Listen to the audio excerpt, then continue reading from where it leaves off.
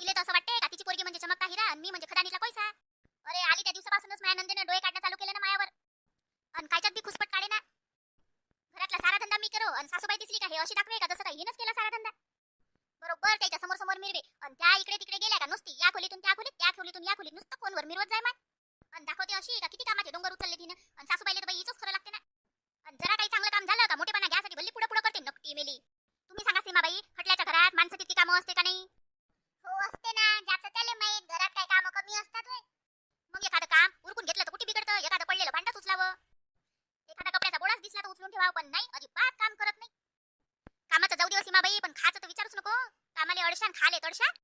आणि मायच्या समोर तर एवढी येल पाडे का काही विचारूच नका सीमाबाई. जसे काही एवढीशी पोरकीच आहे ते. दिवस निघाला की आई आज मला हे खाव वाटते, आई आज मला ते खाव वाटते. नुसती खाय खाय खाय खाय असं वाटे का जसे काही जैलातून सुटून आली हे. पोट्टे बी तसेच लेखाचे. दिवस निघाला का मामी मला हे दे, मामी मला ते दे. असं वाटे